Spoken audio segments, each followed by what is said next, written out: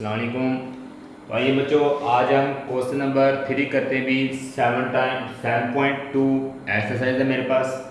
ठीक है, 9th new math का क्वेश्चन नंबर 3 अभी 7.2 का। तो इसमें आपने फाइंड करना है भी के। क्या फाइंड करें बच्चों? के फाइंड करेंगे so that A B and C D line joining कर रही है दो। तो यहाँ पे आपने बताना कि ये दोनों आपस में पॉइंट पैरेलल है या फिर परपेंडिकुलर है। ठीक है, पैरेलल है या फिर परपेंडिकुलर है। पैरेलल का मतलब है कि आगे पास आंसर इक्वल आए, स्लोप दोनों की क्या है भी इक्वल आए, तो मेरे पास पैरेलल है। अगर दोनों स्लोप को प्रोडक्ट किया जाए तो आंसर -1 आ जाए तो वो क्या बनेगा बच्चों? परपेंडिकुलर बनेगा। ठीक है, तो आइए देखते हैं, फिर करते हैं। तो सबसे पहले आप सोल्यूशन में जाएं। ए और बी पॉइंट मेरे पास आ रहा है भी ए का है 7 3 और बी का पॉइंट आ रहा है भी k-6 है। ठीक है, तो यहाँ पे अब आप देख लें भी ए और बी है मेरे पास। तो यहाँ पे सबसे पहले बच्चों आपने देख लेना है, मेरे पास ये x1 है, ये y1 है, ये x2 है और ये वाला y2 है। ठीक ना, ए के जो पॉइंट होंगे वो x1 y1 है और बी के जो पॉइंट होंगे वो क्या होंगे भी x2 y2। अगर आप लिख लें ज़्यादा बेस्ट है। x1 7 है, y1 3 है, x2 मेरे पास k है, y2 मेरे पास भी -6 है। जो पहले पॉइंट ए है वो x1 y1 और बी वाला क्या होगा भी x2 y2 होगा। ठीक है ना, तो यहाँ पे फार्मूला लगाएंगे आप ये स्लोप। ठीक है, स्लोप वाला फार्मूला करें slope of A B. Slope of क्या लगाएंगे भी ए बी लगा लें। Slope of A B equal y2 minus y1 divided by x2 minus x1। तो वैल्यू पुट करें, y2 मेरे पास -6 है, y1 बच्चों मेरे पास -3 है, x2 k है और x1 कितना आ रहा है कि 7 आ रहा है। ठीक है, इस तरह ये मेरे पास ए बी की स्लोप आ गई। आप इसको m1 का भी नाम दे सकते हैं, मतलब m1 स्लोप है। अब आप स्लोप ले लेंगे slope of C D. Slope of C D लेंगे तो सबसे पहले आप सी डी का पॉइंट ऊपर लिखे हुए हैं सी और डी। पॉइंट लिख लें, मेरे पास सी डी का पॉइंट क्या आ रहा है -4 5 और डी के पॉइंट आ रहे -6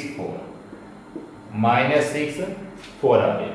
तो यहाँ पे भी आप लिख लें कि मेरे पास जो सी का पॉइंट वो x1 y1 है और डी के पॉइंट x2 y2 है। x1 equal -4, y1 equal 5, x2 equal -6, y2 equal 4। ठीक है ना, तो ये मेरे पास किसके पॉइंट आ रहे हैं x1 y1 x2 y2। तो स्लोप किसकी फाइंड करनी है आपने बच्चों? सी डी की। ये बाद में लिख लें। अब आप इसकी स्लोप ले लें, slope of C D. Slope of C D, slope of C D equal, तो वही फार्मूला यूज कर लें, y2 minus y1 x2 minus x1। मैं डायरेक्ट वैल्यू पुट कर दी है। उम्मीद आपको पता चल गया होगा कि y2 की वैल्यू -y1 की है, ये x2 की माइनस फार्मूले वाला, तो ये x1 की आ गई।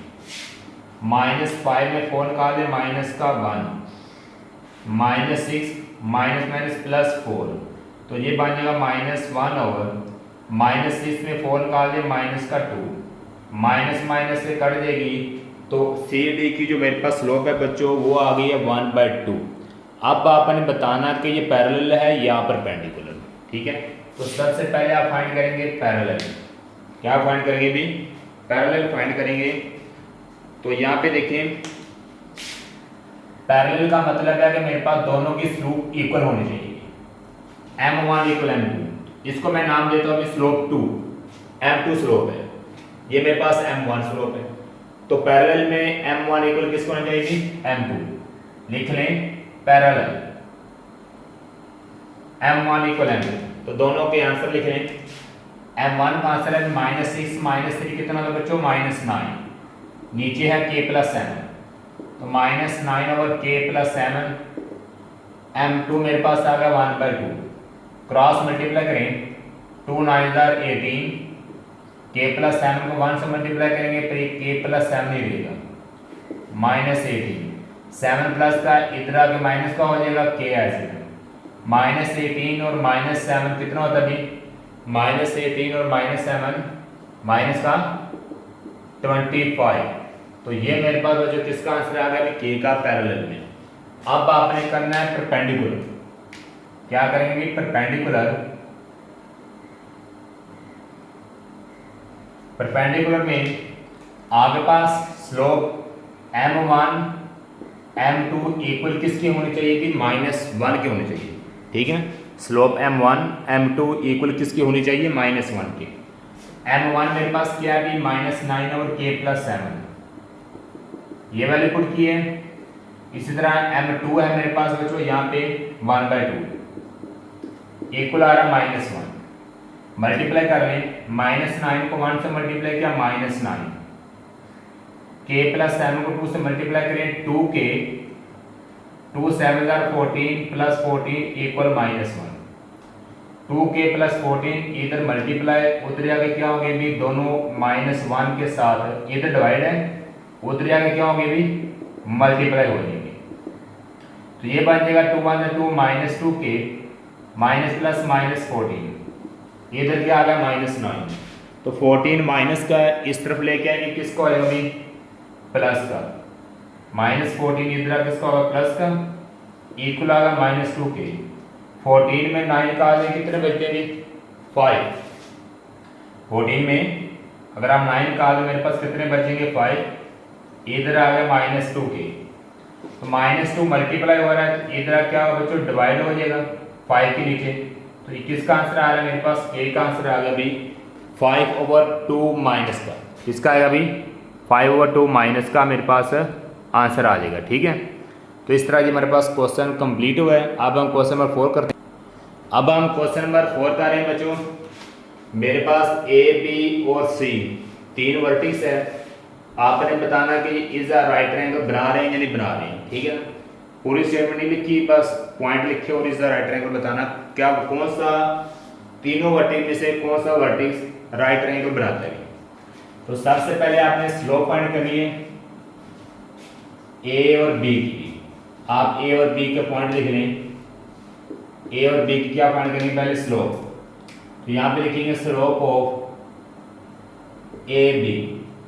ठीक है, तो y2 - y1 divided by x2 - x1।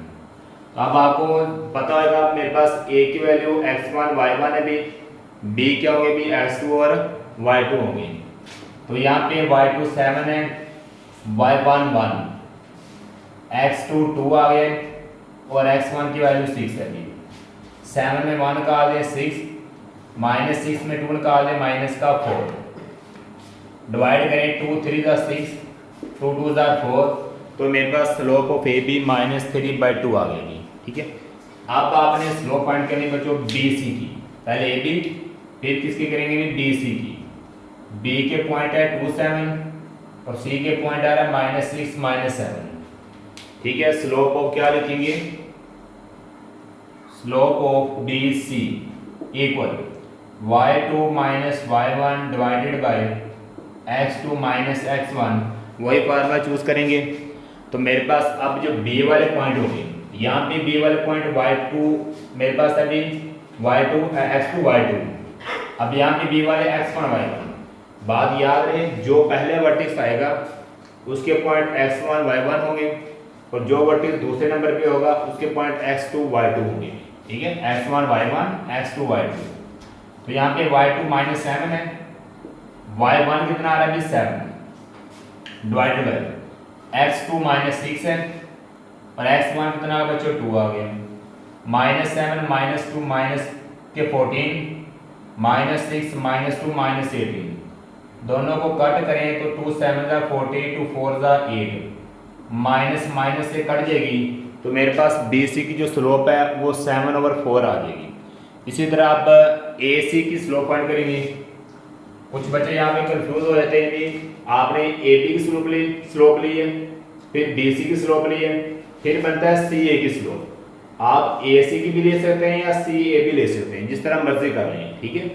ए सी से भी स्लोप निकाल सकते हैं या फिर सी ए से, क्योंकि मेरे पास वर्टेक्स होता है ये वाली, एक राइट एंगल है, इसके वर्टेक्स आ रहे हैं सी बी ए, ठीक है।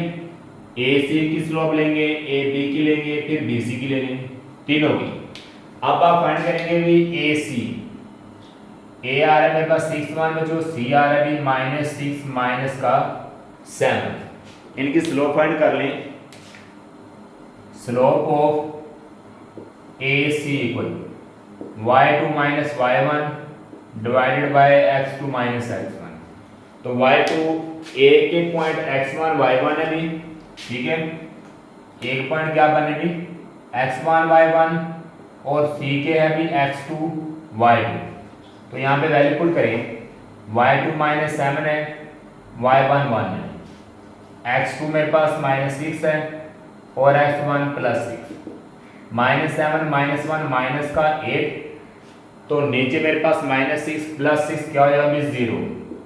तो जो कि मेरे पास किस में आंसर आ जाएगा भी अनडिफाइंड में आंसर आ जाएगा। तो इसमें एक मिस्टेक पे हमारे पास x2 माइनस x1 बचो, तो x2 की वैल्यू -6 है, फिर यहाँ पे फार्मूले वाली माइनस नहीं आती, प्लस डाल के गलती से आप क्या चूज करेंगे भी माइनस।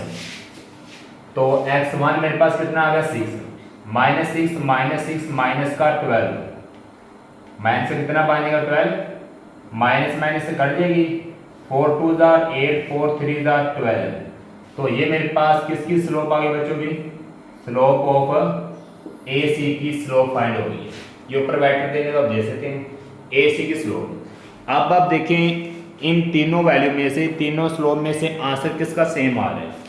ये -3/2 है, ये 7/2 आ रहा है, ये 2/3। तो कोई भी आंसर सेम नहीं आ रहा है, ठीक है, मतलब पैरेलल नहीं है कोई भी। परपेंडिकुलर चेक करें तो मेरे पास perpendicular slope of A B और स्लोप ऑफ ए सी बनेगा, क्योंकि परपेंडिकुलर इक्वल किसके होता है भी -1 के। अगर यहाँ पे मैं लिखूँ भी स्लोप ऑफ ए बी और स्लोप ऑफ ए सी का प्रोडक्ट कर लें, प्रोडक्ट ऑफ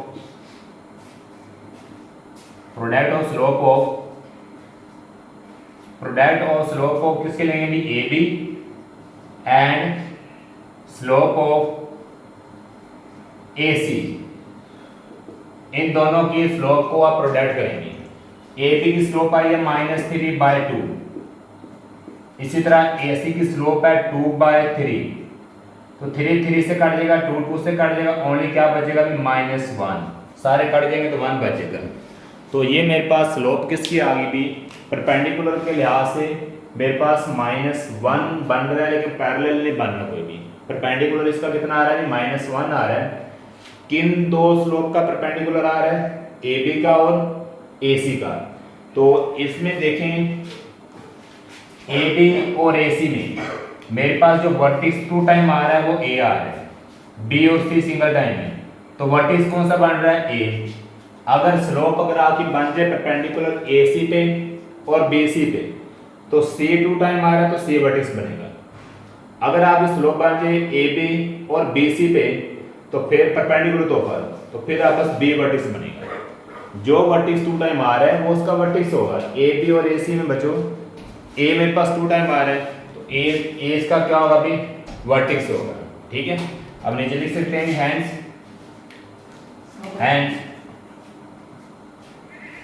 आपके पास कौन सा वर्टिक्स बनेगा भाई, hence A is the vertex होगा, hence A is a vertex of right triangle. तो मेरे पास ए बच्चों वर्टिक्स बन रहा है किसका भी, ए राइट ट्राइंगल का ए वर्टिक्स बन रहा है, जो कि यहाँ पे मैंने पहले ही लिया हुआ है। तो ए इसका वर्टिक्स बनेगा, क्योंकि पैरेलल तो मेरे पास आंसर आए नहीं है, लेकिन perpendicular slope of A B और स्लोप ए सी को प्रोडक्ट करते हैं, तो परपेंडिकुलर मेरे पास -1 आ गया, तो ए आपका इसका वर्टिक्स है।